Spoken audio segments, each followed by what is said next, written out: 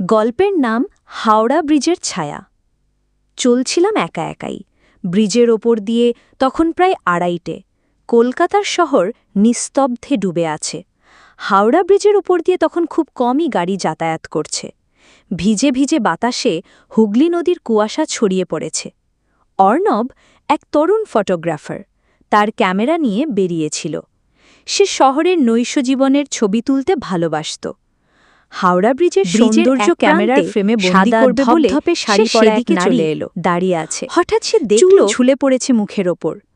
অর্ণব ভেবেছিল হয়তো কোনো সাধারণ মানুষ, কিন্তু আশ্চর্য ব্যাপার, চারপাশে এত আলো গাড়ি থাকা সত্ত্বেও তার শরীর যেন একটু অস্পষ্ট, ঝাপসা।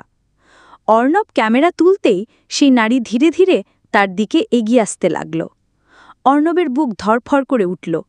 বাতাসের শব্দ যেন থেমে গেল, চারপাশ নিস্তব্ধ। হঠাৎ করেই সেই নারী অর্ণবের সামনেই থেমে গেল, কানে অস্পষ্ট ফিসফিস করে বলল, আমি প্রতিদিন ভোরের আগে ফিরে আসি নদীতে, কারণ আমি আর কখনো ফিরে যেতে পারিনি ঘরে। অর্ণব অবাক হয়ে বুঝতে পারল, এটা এক অদ্ভুত আত্মা, হয়তো বহু বছর আগে হুগলি নদীতে ডুবে যাওয়া কারোর ছায়া। ক্যামেরার ভিউ ফাইন্ডারে তাকিয়ে অর্ণব শেষবার চেষ্টা করল ছবি তোলার। ফ্ল্যাশ জ্বলে উঠল, আলো নিভতেই মহিলা উধাও।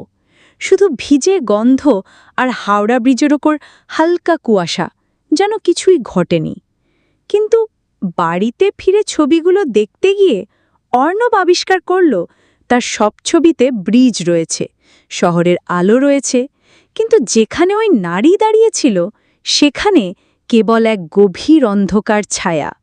আর প্রতিটা ছবিতে ঠিক তার পিছনে যেন কেউ তাকিয়ে আছে তার দিকে।